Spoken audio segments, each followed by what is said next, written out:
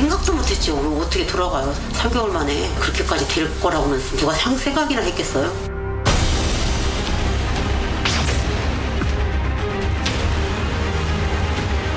절하는 자세 같은 걸로 계속 누워 계시고 힘이 없고 그런 상태로 계셨던 거예요. 경련을 한다는 건 심장이 좀 부들부들 떠는 그런 상황이 생겨요. 바로 응급처치를 해야 되는 아주 위급한 상황인 거고.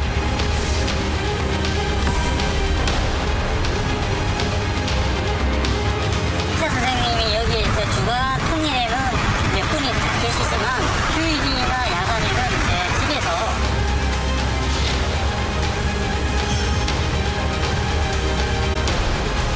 도 아니고 사람인데 너무 안일하게 관리를 한 거 아니냐, 그 책임을 묻는 거예요 저는.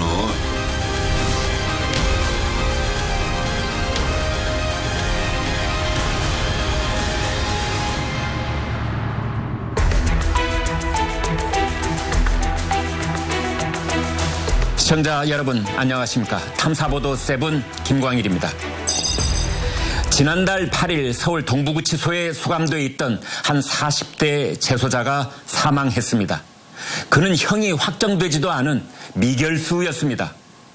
입소한 지 불과 3개월 만에 벌어진 이 한 재소자의 죽음. 무엇이 그를 죽음에 이르게 했을까요? 높은 담장으로 둘러싸인 세상과 단절된 구치소 감방에서 과연 무슨 일이 있었던 것일까요? 지난 1일 취재진은 숨진 재소자 임진호 씨의 유가족을 만났습니다. 진호 씨의 갑작스러운 사망 소식에 가족들은 큰 충격에 빠져 있었습니다. 10시 33분에 전화가 왔어요. 동부구치소라고. 그래서 웬일이시냐고 그랬더니 병원이라고 그러더라고요, 처음에. 그래서 아유, 어디가 얼마나 아프길래 병원이냐고 그랬더니 사망하셨다고. 누나는 구치소에서 그런 일이 생길 거라곤 꿈에도 생각하지 못했다고 합니다. 아, 그거는 생각도 못했죠. 어떻게 돌아가요? 3개월 만에 거기 들어가서 판결하고 이렇게 해서 이제 뭐 나오든가 뭐 몇 년 살든가 뭐가 나오겠죠. 그거 기다리고 있었고 이제 코로나 이제 그거 끝나기만 기다리고 있었던 거지. 그렇게 6개월 1년도 안 됐는데 그렇게까지 될 거라고는 누가 생각이나 했겠어요? 올해 46살의 임진호 씨. 그는 얼마 전까지만 해도 오토바이 배달 대행 일로 생계를 꾸려가고 있었습니다. 그랬던 그가 동부구치소에 입소하게 된 건 지난해 12월 초 폭행 사건에 연루된 직후였습니다. 아마 그 동생이 있던 데가 제가 알기로는 5층으로 알고 있어요. 아마 저쪽일 거예요, 저쪽. 그래서 면회를 오려고 그랬어요. 오려고 그랬는데 여기에 면회가 안 된다는 거예요, 코로나 때문에. 멀쩡하던 애가 어찌게 구치소 안에서 들어온 지 몇 달 안 돼가지고 사망을 했는지 납득이 안 가는 거예요, 솔직히. 도대체 진호 씨에게 무슨 일이 있었던 걸까? 비상인원을 점검하던 구치소 직원들이 쓰러져 있는 진호 씨를 발견한 건 지난달 8일. 곧바로 병원으로 옮겨졌지만 결국 사망 판정이 내려졌습니다. 그 직원 두 분하고 침대 이송 침대에 환자분 누워 있고 제가 심폐소생술 하면서 안녕을 물어봤을 때 차에서는 했다고 했어요. 2분마다 병원에서는 심장 리듬을 확인을 하거든요. 시작할 때도 없었었고 그 확인하면서 심장 리듬이 없고. 그런데 유가족은 진호 씨의 죽음에 의문을 제기했습니다. 어디 아픈 데가 있었는지? 없었어요. 오토바이로 그냥 열심히 3시, 4시부터 나가가지고 새벽까지 배달하고 열심히 살았고 지병이 없었어요. 함께 일했던 직원들 역시 진호 씨가 돌연사할 이유가 없다고 입을 모았습니다. 제가 제 3자 입장에서 봤을 때는 그 유가족분들의 말이 맞는 것 같아요.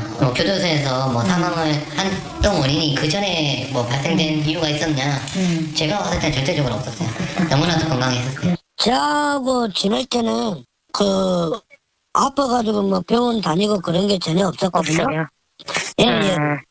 그 뭐 건강했었어요, 굉장히. 평소 병원에 갈 일이 없을 정도로 건강했었다는 진호 씨. 그런데 진호 씨의 누나는 사망 후 확인한 동생의 모습이 이전과 사뭇 달랐다고 합니다. 애 멍들고 살 빠지고 이랬으니까 기가 막힌 일이지. 구치소 갔다 온 사람들 얘기 들어보면 그렇게 살 빠질 이유가 없다고들 하더라고. 얘기 들어보면 밥 세 끼 다 주는 거 먹고, 예? 근데 왜 빠졌는지도 모르겠어요. 밥을 전혀 안 먹었는지 줬는데. 3개월 만에 몸무게가 9kg이나 빠진 진호 씨의 몸 곳곳엔 멍자국이 선명합니다. 거기서 어떻게 하면 그렇게 됐을까? 난 그게 궁금해. 네. 어떻게까지 했으면 3개월 만에 그렇게 빠지고 여기저기 몸에 막 다 멍이 들어있고. 혹시 동부구치소에서 가혹행위가 있었던 건 아닌지 의심이 된다는 유가족. 동부구치소 측 입장을 들어봤습니다. 그런 오해는 좀 안 하셨으면 좋겠고요. 제가 확실하게 말씀드릴 수 있는 거는 그분은 전혀 그런 환경에 불타하거나 뭐 그런 환경에 없었다. 그렇다면 시신에 남겨진 멍자국에 대해 법의학자는 어떤 의견일까? 가피가 형성이 되어 있고 그 주변으로 이렇게 멍이 들어 있는데 아마 이거는 이제 뭐 추정이지만 이제 좀 그렇게 막 심하지 않은 경도의 어떤 강도를 가진 어떤 외력이 좀 반복적으로 작용해서 생긴 손상이 아닌가 싶습니다.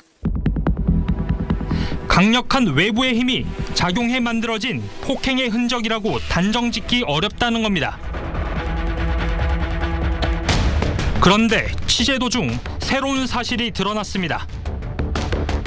진호 씨는 입소 직후부터 사망 당일까지 3개월간 일반 감방이 아닌 독거실과 징벌방에 격리돼 있었던 겁니다.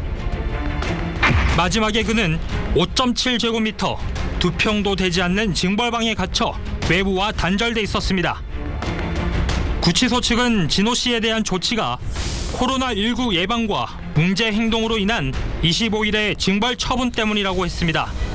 하지만 유가족은 진호 씨를 장기간 독방 생활을 하게 했기 때문에 오히려 문제가 생긴 것이라고 주장합니다.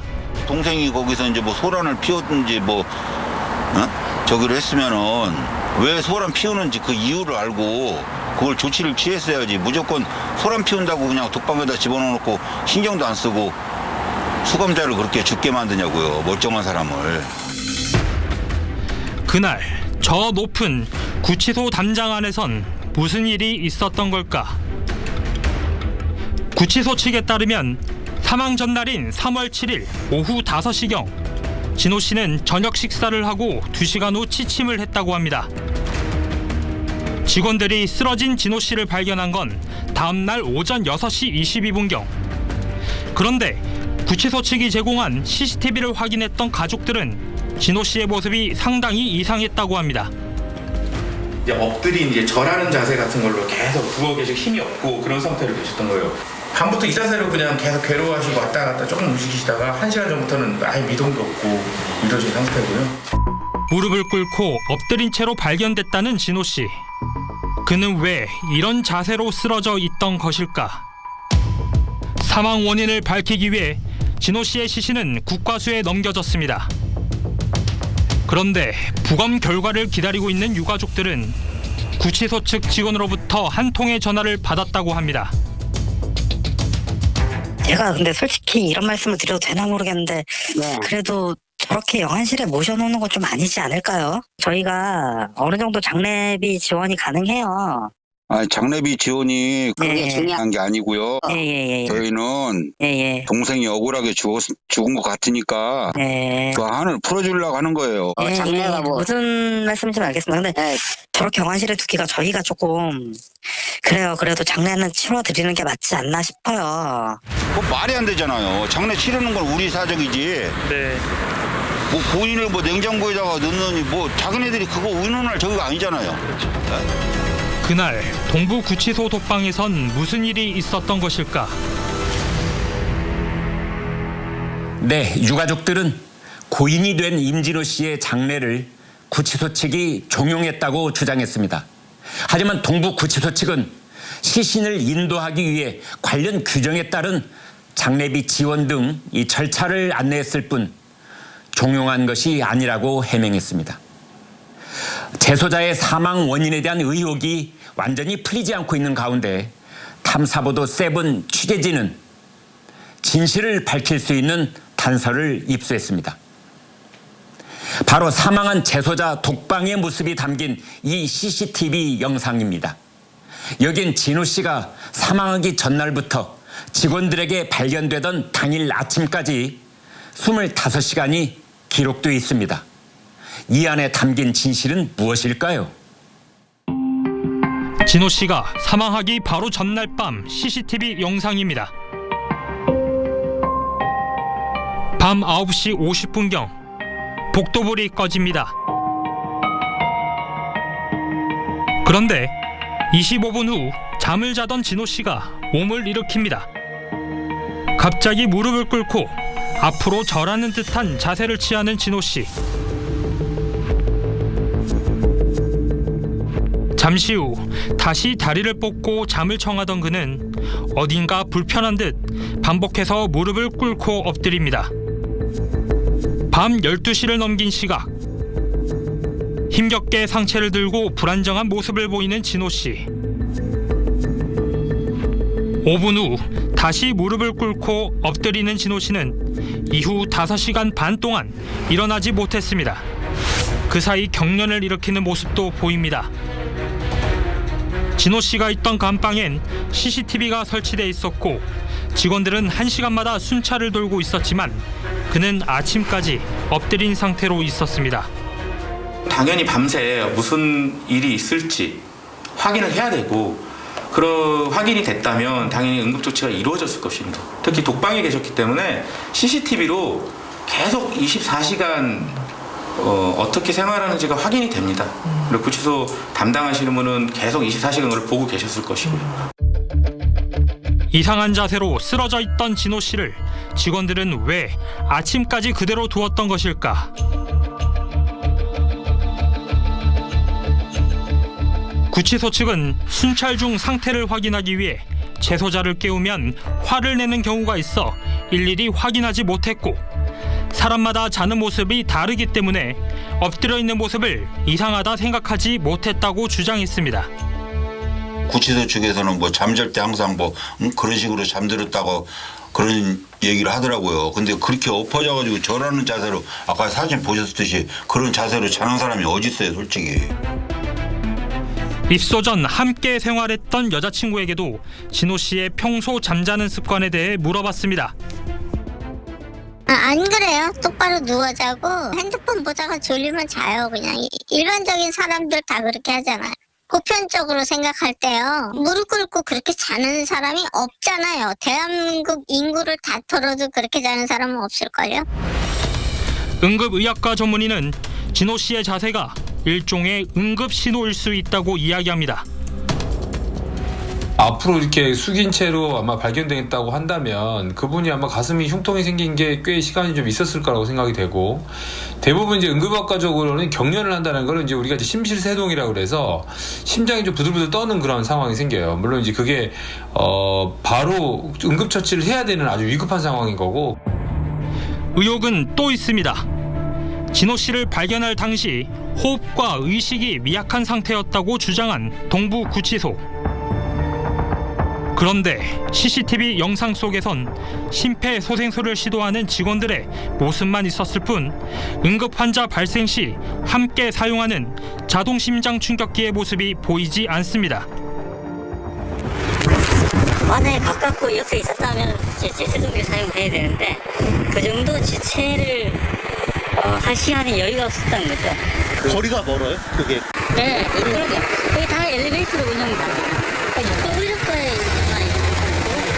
여기 한 12층에 다 수용자들 다 있는 데잖아요. 그러니까 엘리베이터를 타고 이동해서 빨리 와야 돼요. 자동 제동기를 이제 우리 현장에 막 배치하는 이유가 그런 심실해동을 빨리 저절로 킬 수 있는 유일한 방법이 그 시술기이기 때문에 거기 아마 이제 이렇게 많은 시설도 배치가 되는 거고 그거를 시행을 거의 뭐 5분 이내 하지 않으면 근데 원래는 즉시 해야 되고 5분 이내 하지 않으면 그 효과가 없죠. 그래서 한 시간이 그 경련이 일어난 지 1시간 뒤까지 아무 조치가 이루어지지 않았다. 그거는 결국은 뭐 조치가 안 된 거라고 볼 수가 있는 상황. 취재진은 현장 대응이 적절했는지를 확인하기 위해 법무부에 응급 상황 시 조치 매뉴얼을 요청했지만 비공개 지침이라는 이유로 거절당했습니다. 그런데 취재진이 입수한 응급센터 진료 기록지에는 진호 씨가 병원에 이송됐을 당시 이미 턱 강직이 진행된 상태였다고 적혀 있습니다. 이것이 뜻하는 건 무엇일까? 이도 삭발을 하려면 턱을 벌려야 돼요. 턱이 처음부터 잘 안 벌어졌어요.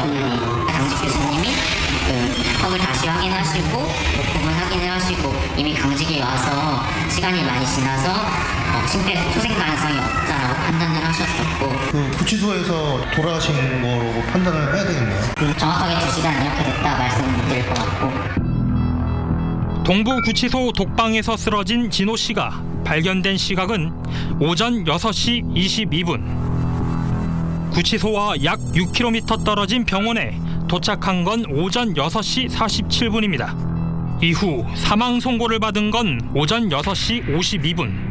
최초 발견 후 사망 선고에 이르기까지 걸린 시간은 30분이었습니다.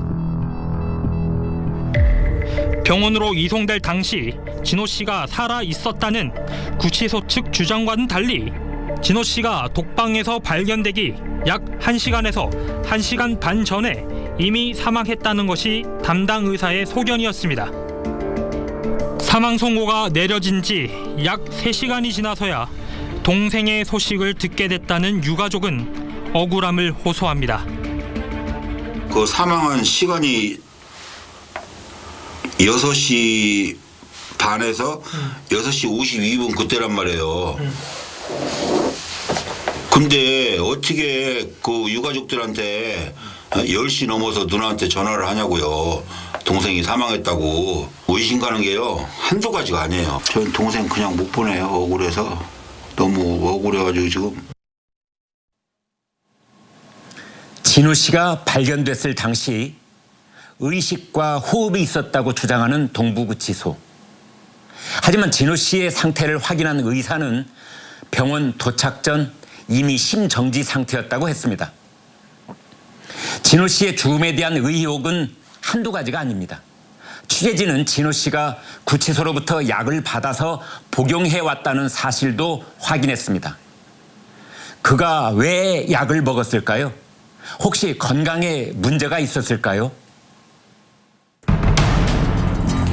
사망한 재소자 임 씨의 구치소 진료 기록부를 입수해 살펴봤습니다.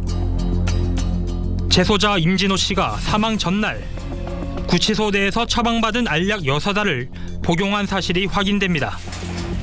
이 약은 어떤 약일까? 결국은 양극청정동장애를 치료하기 위한 약인데요.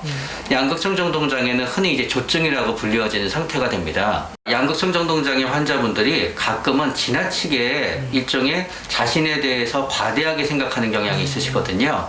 그런 경향을 갖다 줄여주기 위해서도 쓰고 그리고 조증 증상 자체를 갖다 우리가 조절해주는 효과가 있습니다. 의문의 약은 바로 정신질환을 치료하는 목적으로 사용되는 약이었습니다. CCTV에서도 진호 씨가 약을 복용하는 모습이 보입니다.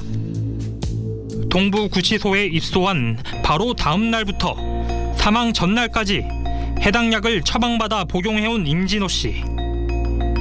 그런데 유가족은 진호 씨가 정신과 약이 필요한 상태가 아니었다고 이야기합니다. 정신과 약하고 수면제하고 먹었다. 에? 난 그 소리 듣고 또 깜짝 놀랐어요. 멀쩡하던 애가 왜 정신과 치료약을 먹고 수면제를 왜 거기다 저기를 하냐 이거예요. 동생이 억울한 거를 표현을 하니까 구치소 측에서 그걸 매겨가지고 조용히 하라고 그냥 재운 것 같아요. 그렇다면 진호 씨는 왜 이 약을 복용하게 된 것일까? 그 정신과 이제 진료를 받아오면서 처방을 받은 약입니다. 예. 그러니까 사회에서 안 먹던 약을 갑자기 요 안에 와서 드셨다. 그거는 이제 모르죠. 뭐 정신과 전문의가 판단을 한 거죠. 동부구치소 측은 진호 씨가 입소 당일부터 심한 욕설과 횡설수설하는 등 정신과적인 문제를 보여 전문의 진료 결과에 따라 약을 복용시켰다고 주장했습니다. 수용자 진료 기록부에도 진호 씨의 이상 증세가 기록돼 있습니다.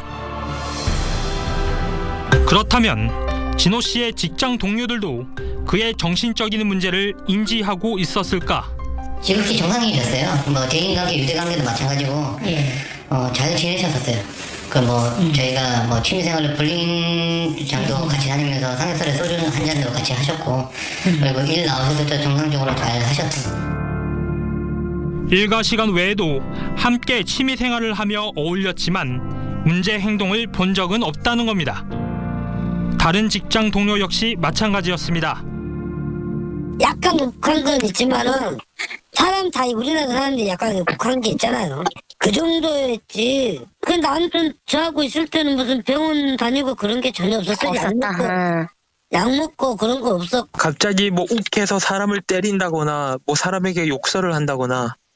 그래서 이유 없이 그러진 않죠. 그런 적이 없어요. 이유 없이는.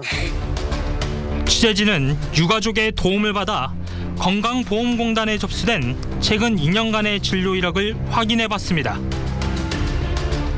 진호 씨가 정신과 치료를 받았다는 기록은 없었습니다. 그런데 진호 씨가 동부구치소로 보내지기 전 구금돼 있던 경찰서에선 전혀 다른 이야기를 들을 수 있었습니다. 현행범인으로 체포됐어요. 그래가지고 어떤 아주머니를 때려가지고 현행범 체포됐고 여기 왔는데 여기 와가지고 상태가 좀 좋지 않았어요. 여러 가지 이제 우리 여기 경찰서 들어왔으면 우리 업무에 협조를 해주셔야 되는데 저는 협조가 안 됐고 오히려 이제 뭐 고성이라든지 여기 와가지고 막 떠들고 하니까 다른 민원인도 있고 다른 사건 관계자도 있잖아요. 통제가 안 되는 거예요. 그래서 저희가 경찰 당국 수갑을 채워놨거든요. 경찰은 진호 씨의 문제 행동이 감정 유치까지 고려할 정도로 심각했다고 했습니다. 감정 유치란 피고인이나 피의자의 정신을 감정할 필요가 있을 때 병원 등에 유치하는 강제 처분을 뜻합니다. 하지만 실제 감정 유치를 진행시키지 못했다는 경찰. 이유가 뭘까? 그러니까 말도 감정 유치는 뭔가 정신 감정이 필요하다. 검사의 영역이에요. 상식보다도 훨씬 현저하게 뭔가 이상이 있는 것 같은데 그럼 이제 감정 유치라든지 아니면 주위 사람들이 조도상에 정신이 올라가고 뭐 이상하다 막 이런 얘기들이 자주 이렇게 언급됐으면은 그렇게 하는데 주변 사람들이야 뭐 그런 얘기가 없었고 우리도 이제 심증만 가지고 감정 유치를 이렇게 많은 점들에 모여야지 그림이 되잖아요. 모자이크로 이름이. 근데 몇 가지 점만 가지고 우리가 경험 식사 좀 특이하네. 뭐 이런 것만 가지고는 감정 유치를 할 수 없는다는 게. 경찰서에서 보인 문제 행동만으로 진호 씨가 정신적 문제가 있다고 판단하기 어려웠다는 겁니다. 그렇다면 복용했던 약이 진호 씨의 사망에 영향을 미쳤을까? 정신과 전문의에게 물어봤습니다. 용량은 낮은 편이에요. 네, 훨씬 더 높은 약 용량을 쓰기도 합니다. 병원은 아니니까 그렇게까지 올려 쓰진 않으시는데 사후에는 아쉬운 게 많이 보여도 그 상황에서는 뭐 일단 증상에 맞춰서 약을 쓴 것처럼 느껴지긴 하거든요. 증상에 맞게끔. 처방받은 약이 소량이었기 때문에 신체적 기능에 큰 영향을 주지 않았을 거란 의사의 소견. 사망 전 진호 씨는 건강상 이상 증세는 없었을까? 그 전날에는 이상이 없었어요? 그러니까 저녁까지는 그 전날에 근무하셨다. 그렇죠. 그 전날에는 이상이 없었어요? 네. 사망 전날까지 임 씨에게 이상 증세가 없었다는 동부구치소. 그런데 취재진은 CCTV를 확인하던 중 구치소 측 주장과 다소 상반되는 장면을 포착했습니다. 사망 전날 아침 배식을 받고 식사를 시작하는 진호 씨. 그런데 식사를 하던 진호 씨는 많은 양의 밥을 그대로 남긴 채 숟가락을 내려놓습니다.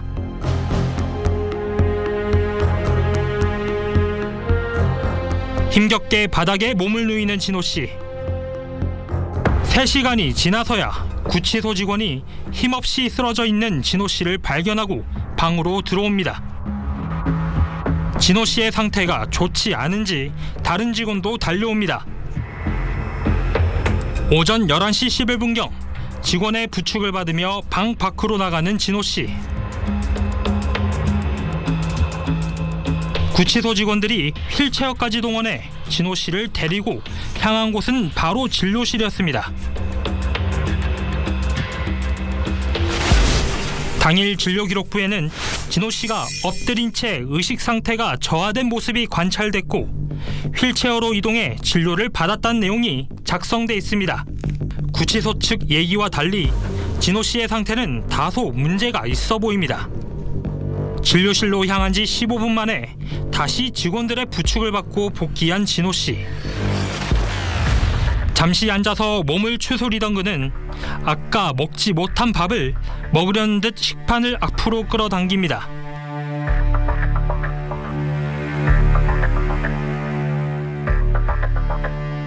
하지만 결국 한술도 뜨지 못한 채 자리에서 일어나는 진호 씨. 고동이 불편해 보이는 그가 힘겹게 식판을 들고 향한 곳은 화장실이었습니다.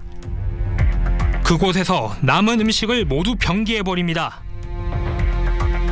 오후 7시 50분경 진호 씨가 구치소 직원으로부터 처방받은 약을 입안에 넣는 모습이 보입니다.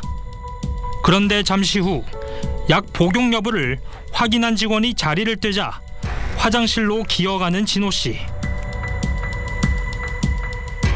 알약으로 추정되는 것을 도로 뱉어서 버리는 모습이 포착됩니다.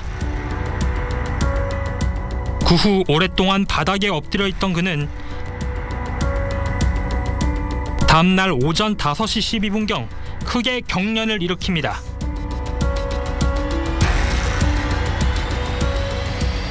제가 볼 때 약 주고 나서 그 뒤로는 사람이 한 번도 들어온 적이 없어요. 그때 약 이렇게 손만 보였고 그 이후에는 아침까지 그때까지 누가 한 사람 들어가서 이렇게 한 적이 없고 근데 계속 경련을 일으키고 제대로 이렇게 고통스러워하는 모습이 막 보이는데 CCTV만으로도 1시간 전에 5시 11분에서 19분 동안 경련을 많이 하세요. 네, 팔을 부르르 떨면서 누가 봐도 경련으로 보일 정도의 그 경련을 하세요. 이미 그 전날부터 안 좋기 때문에 밤새 보고 조금 이상하다 싶으면 바로바로 확인을 해서 새벽이니까 당직 의사 선생님이 안 계신다면 당연히 병원에 이송 조치를 하거나 추가 진료를 받을 수 있었겠죠. 전문의는 진호 씨가 사망 전날 이상 증세를 보였을 당시 추가적인 검사나 조치가 이뤄져야 했다고 지적합니다. 현재 먹는 약의 용량이 의식의 혼미를 가져올 정도의 높은 용량이 아니었다고 가정하게 되면은 의식의 혼미를 가져오게 되는 다른 요인이 뭐가 있지 않나를 먼저 생각해봐야 되는 게 맞다고 생각이 됩니다. 그러니까 전날에 좀 이상 징후가 좀 보였을 때 좀 전문의의 진찰이 좀 필요했었다 말씀이시죠? 네, 왜냐하면은 잘 걷던 사람이 못 걷게 됐다는 거는 그 사람이 혈압이나 맥박이나 호흡수가 정상이었다 하더라도 잘 걷던 사람이 못 걸어서 휠체어를 이용할 정도로 갑자기 기력이 떨어졌다고 하는 거는 굉장히 커다란 이상 징후인 건 사실이거든요. 여러 가지 요인, 잠을 못 주무셨다든가 식사를 잘 못하셨다든가 아니면 우리가 못 찾는 어떤 감염증이 있다든가 스트레스를 많이 받으신 스트레스가 누적되어 있는 상태라든가 이런 상태가 심장병을 일으킬 가능성은 있었을 것 같고요. 그 전날 이렇게 기력이 없고 이런 부분 자체를 조금 교정했으면 좀 도움이 될 수는 있었을 것 같은데 추가적인 정밀 검사, 운동부와 심전도 검사 같은 것들을 협심증 가능성이 있는지 한번 확인해 볼 수는 있을 것 같은데요. 그런데 취재진은 동부구치소 출소자로부터 진료와 관련된 새로운 이야기를 들을 수 있었습니다. 환자는 죽지 않는 이상은 며칠 밀고 주말은 아예 없고 토요일에는 안 됩니다. 월요일에서부터 금요일까지만 그것도 받아주는 거예요. 그러면 환자가 어떤 때는 대다수는 지쳐서 일종의 이 더럽고 치사해서 안 한다. 이렇게 해서 자포자기하는 거다. 진호 씨가 이상을 호소하며 진료실을 찾았던 건 일요일이었습니다. 그날 진료가 제대로 이루어졌을까? 당일 몸 상태를 확인하고 진료 기록부를 작성한 사람은 정 씨. 그런데 그동안 약을 처방해준 의사는 전혀 다른 이름입니다. 여기에 적혀있는 정 씨는 과연 누구일까? 취재진은 구치소를 찾아가 확인해보기로 했습니다. 아니 저희가 이제 취재를 하는데 저희가 궁금증이 해소 안 되는 부분도 있고. 취재 중설 정식으로 근무를 해주세요. 저희가 해서 그 당시 이제 관객과나 그 자료나 이렇게 해서 그거 가지고 이렇게 답변을 드릴 테니까. 긴 실랑이 끝에 입을 연 구치소 관계자. 의료과에 이제 그 의사 선생님이 여기 이제 주가 평일에는 몇 분이 다 계시지만 휴일이나 야간에는 이제 집에서 대기를 하시는 거죠. 대기에서 이제 그 조치하고 간호사는 항상 24시간 있습니다. 그러니까 이제 환자 생기면 간호사가 이제 그런 기본적인 다 체크를 하고. 진호 씨가 진료실을 방문한 그날은 담당 의사가 없었다는 것입니다. 임 씨를 진료했던 사람은 간호사 면허를 가진 교도관이었던 것으로 확인됐습니다. 만약에 정신과 의사나 신경과 의사가 첫날에 의식이 저하된 시점에서 대면 진료를 하고 그런 다음에 의무기록부를 보고 약제를 확인했다 그러면은 아마 외부에 나가서 적어도 피검사와 CT나 MRI를 찍도록 얘기했을 가능성이 높습니다. 네, 구치소 측 설명과는 달리 사망 전날 진호 씨는 몸을 제대로 가누지 못하는 이상 증세가 있었고 직원들의 부축을 받아 진료실에서 진찰까지 받았습니다. 그러나 취재 결과 구치소에는 휴일이라 담당 의사가 없었던 것으로 확인됐습니다. 구치소 측은 의사가 자택에서 대기를 하고 있었다고 답변했습니다. 1,700명이 넘는 재소자가 수감되어 있는 동부구치소에서 도대체 왜 이런 일이 벌어졌을까요? 동부구치소 수감 직후 정신질환자로 분류돼 진료를 받아왔던 재소자 임진호 씨. 그런데 구치소 내부에서 정신질환 재소자를 위한 치료 여건이 열악하다는 목소리가 나옵니다. 법무부에 소속된 의사, 정신과 의사라고 했을 때 이제 4명인데 그 4중에 나머지 2명은 이제 동부구치소 원격의료센터에 있는 분들인데 그분들은 이제 사실 대면 진료를 하시는 건 아니고 이제 원격 진료를 이렇게 해주시는 의사 선생님 2분 계십니다. 예를 들어서 제가 수용자라서 동부구치소 화상 진료를 한다 라고 하면 한 달에 한 번 진료를 보거든요. 근데 이제 진료 시간도 5분 정도밖에 안 돼요. 정신과 환자들에 대해서 이제 심층적인 뭔가 면담이나 주기적인 관찰이 솔직히 불가능한 거잖아요. 4명뿐인 법무부 소속 정신과 전문의가 5,000명 가까이 되는 전국 교정시설에 정신질환 재소자를 담당하다 보니 제대로 된 진료나 처치가 어렵다는 것입니다. 문제는 이런 현상이 정신과 전문의에만 해당되는 게 아니라는 겁니다. 근데 이제 의료과가 각 소의 의료과도 그렇고요. 본부의 의료과도 그렇고 이게 이제 의료가 교정에 있어서 차지하는 비중이 점점 커지고 있는 거에 반면 이제 너무 인력이 적죠. 사실 간호사 인력도 그렇고 의사 인력도 그렇고. 2019년 기준 교정시설 의료 인력은 총 314명. 수감자 진료는 한 해 약 900만 건에 이릅니다. 한 명의 의료 인력이 연간 담당해야 할 진료 건수가 약 3만 건에 달하는 셈입니다. 사정이 이렇다 보니 현장에선 세밀한 진료나 응급 상황 발생 시 대응이 어렵다는 이야기가 지속적으로 나오고 있는 상황. 동부구치소는 지난해 말 코로나19 사태 때도 문제가 됐습니다. 첫 확진자가 나온 지 40여일 만에 누적 확진자 1,200명이라는 최악의 상황을 맞이했던 동부구치소. 최근 공개된 당시 구치소 내 엘리베이터 이용 사진은 방역 인식이 얼마나 허술했는지 말해줍니다. 코로나19가 확산될 당시 재소자들은 황당한 지시가 내려왔다고 주장합니다. 양성 판정자들은 그 배식을 식당에서 갖고 올 때 우리 일회용 도시락 죽을 주는데 어떤 상황이 벌어졌냐, 모집을 한 거야. 계장들이 나서서. 원래 저희들이 했는데. 확진 판정을 받은 재소자들에게 음식을 전달하는 일을 일반 재소자에게 시키려 했다는 일부 직원도 있었다고 주장합니다. 근데 흥정을 어떤 식으로 했느냐, 그 5%를 제시한 거야. 자기 식량 5% 깎아주겠다. 깎아준다 했는데 한 놈도 안 나온 거야. 목숨이 중인데 그 5% 먼저 나와서 뭐예요? 그러니까 10%를 제시했어. 10%니까 한두 놈이 나왔어. 11일 넘도록 개고생하고 와서 보상받은 건 아무것도 없는 거야. 해당 의혹에 대해 구치소 측은 격리 수용동에 청소부를 지원받아 운영한 사실이 있으며 도시락 지급 등의 업무를 진행했다고 했습니다. 가석방 심사에서 이런 작업 사항은 수용 생활 태도를 평가하는 일반적인 고려 요소 중 하나일 뿐 결정적인 요소는 아니라고 주장했습니다. 이런 상황에서 열악한 의료 인력은 사태를 더욱 악화시켰습니다. 확진자 발생 후 약 한 달이 지난 12월 21일 동부구치소 내 코로나19 전담 의료진은 총 6명, 이후 의료진은 총 14명으로 늘어났지만 정부의 가이드라인에 비하면 턱없이 부족했습니다. 지난 1월 28일 박범계 법무부 장관은 취임 첫 일정으로 동부구치소를 방문해 재소자 인권 개선책을 강조했습니다. 저는 수용자의 인권적 측면을 우리가 다시 한번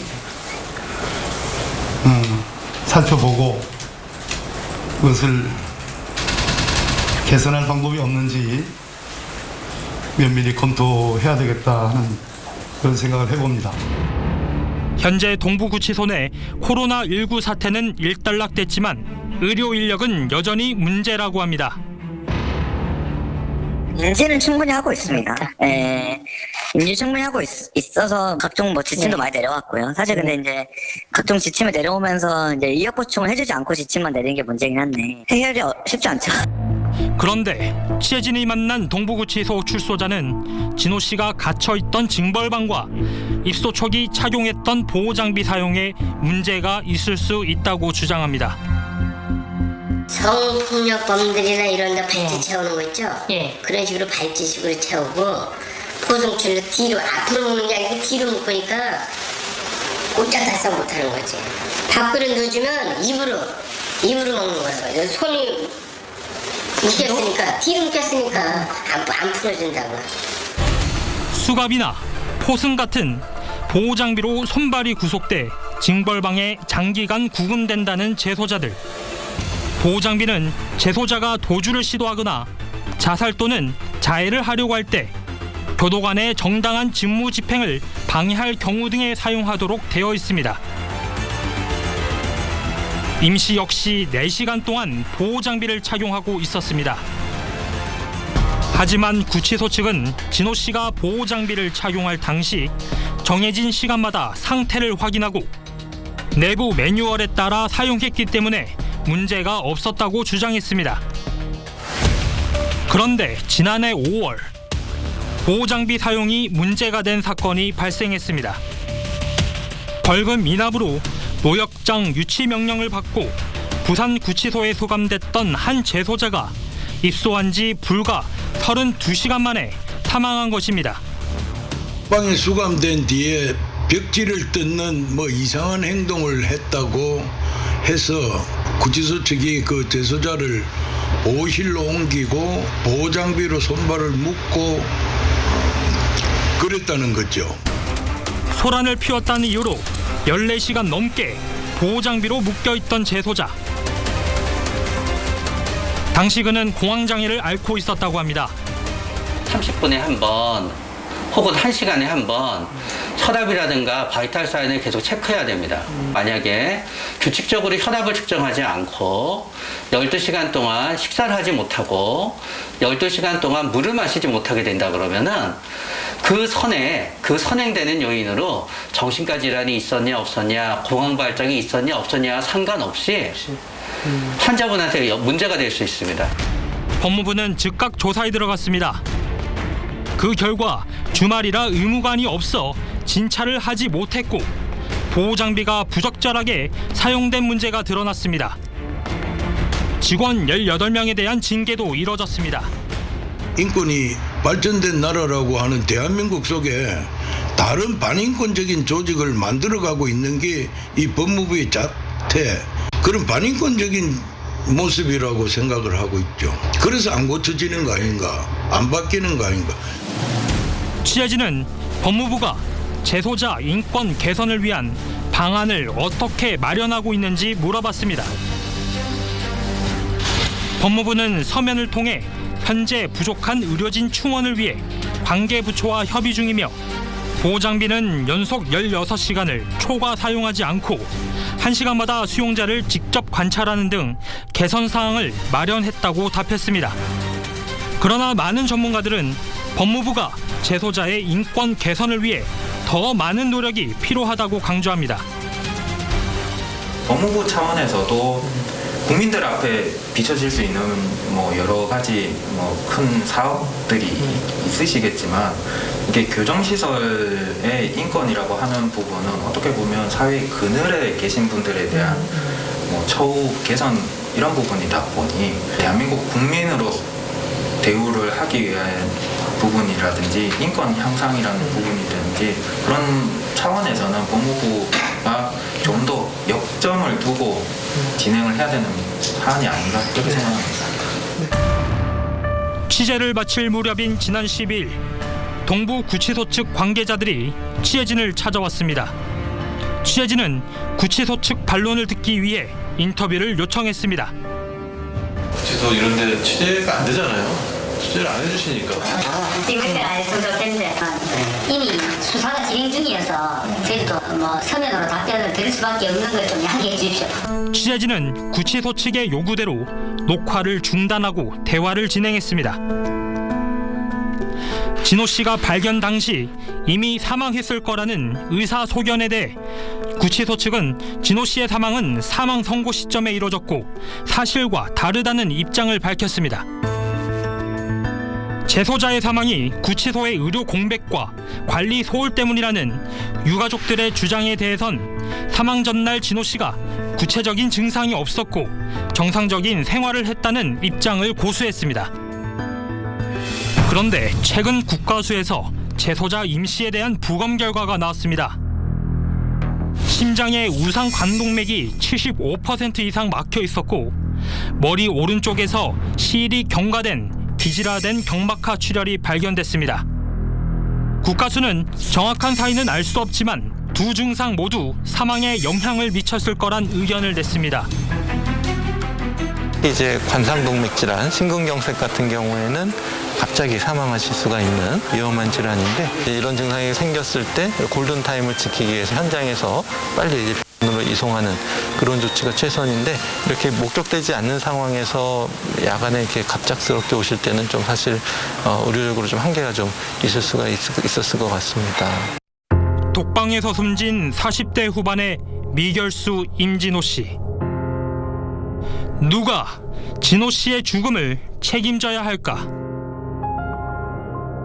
짐승도 아니고 사람인데 너무 안일하게 관리를 한 거 아니냐, 그 책임을 물은 거예요. 저는 추운데 조금 더 있어도 그 억울함을 다 풀어주고 보낼 거예요. 너무 불쌍하게 주고 고생만 하다가 저렇게 저기 했는데 그 억울함도 못 풀고 그냥 보내버리면은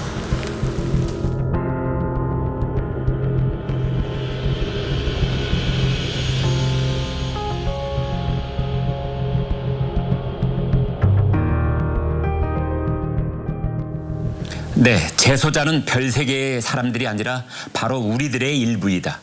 그들을 인권의 사각지대에 방치하고는 민주화를 말할 수 없다. 지금으로부터 30년 전 인권 변호사로 활동하던 문재인 대통령이 한 신문에 기고했던 칼럼 내용입니다. 특히 당시 문재인 변호사는 미결수의 인권 보호를 강조했습니다. 사람이 먼저임을 앞세우며 인권의 가치를 강조해온 정부. 하지만 현장에서 목격했던 이 재소자들의 인권은 도대체 어디에 있는지 묻고 싶습니다.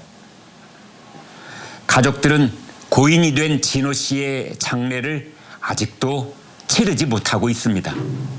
그 마음이 얼마나 괴로울지 상상조차 하기 힘듭니다. 더 이상 교정시설에서 억울한 죽음이 반복되지 않도록 정부의 제도 개선을 촉구합니다. 30년 전 문 대통령이 이야기했던 인권의 가치와 무게가 지금도 그대로 적용되기를 기대합니다. 오늘 탐사보도 세븐은 여기까지입니다.